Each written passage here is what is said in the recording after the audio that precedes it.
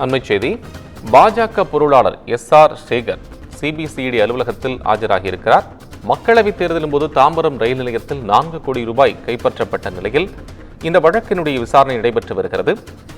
இதன் தொடர்பாக சென்னை தாம்பரம் சிபிசிஐடி அலுவலகத்தில் பாஜகவின் மாநில பொருளாளர் எஸ்.ஆர். சேகர் ஆஜராகியிருக்கிறார். 4 கோடி ரூபாய் பறிமுதல் செய்யப்பட்ட வழக்கில் விசாரணைக்காக அவர் தற்போது ஆஜராகியிருக்கிறார். அந்த 4 கோடி ரூபாய் பணம் கைப்பற்றப்பட்ட நிலையில் அந்த பணம் யாருடையது, தேர்தலுக்காக செலவு செய்ய இருந்ததாக கூறப்பட்டதாக பல்வேறு தகவல்கள் வெளியாகின. இந்த சூழ்நிலையில் பாஜக பொருளாளர் எஸ்.ஆர். சேகர் இது தொடர்பான விசாரணைக்காக ஆஜராகியிருக்கிறார்.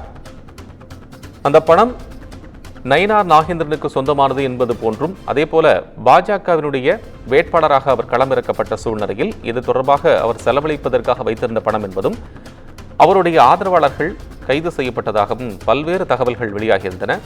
அது மட்டுமல்ல, இது தொடர்பாக பல்வேறு இடங்களிலும் விசாரணை நடைபெற்றது. பாஜக பொருளாளர் எஸ்.ஆர். சேகர் இது தொடர்பாக சென்னை தாம்பரம் சிபிசிஐடி அலுவலகத்தில் ஆஜராகியிருக்கிறார். 4 கோடி ரூபாய் மக்களவை தேர்தலின் போது தாம்பரம் ரயில் நிலையத்தில் பறிமுதல் செய்யப்பட்டது. அது தொடர்பான விசாரணையை சிபிசிஐடி நடத்தி வருகிறது. இந்த விவகாரத்தில் பாஜகவினுடைய மாநில பொருளாளர் எஸ்.ஆர். சேகர் சென்னை தாம்பரத்தில் இருக்கக்கூடிய சிபிசிஐடி அலுவலகத்தில் ஆஜராகியிருக்கிறார்.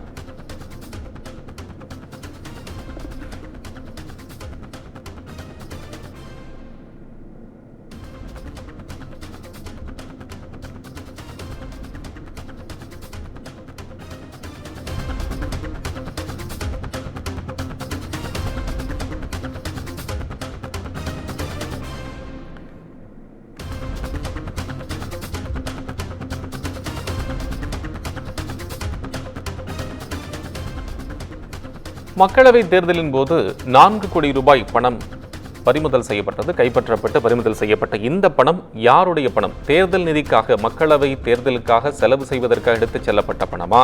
அது மக்களவையினுடைய வேட்பாளராக நயினார் நாகேந்திரன் அவர்கள் நிறுத்தப்பட்டிருந்த போது அவர் செலவு செய்வதற்காக எடுத்துச் செல்லப்பட்ட பணமா?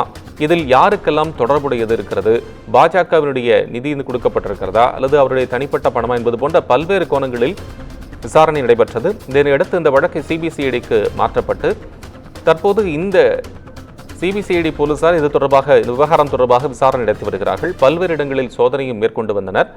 பல்வேறு நபர்களையும் விசாரித்து வரக்கூடிய சூழ்நிலையில் பாஜகவின் பொருளாளர் எஸ்.ஆர். சேகர் இது தொடர்பான விசாரணைக்காக தாம்பரத்தில் இருக்கக்கூடிய சிபிசிஐடி அலுவலகத்தில் ஆஜராகியிருக்கிறார்.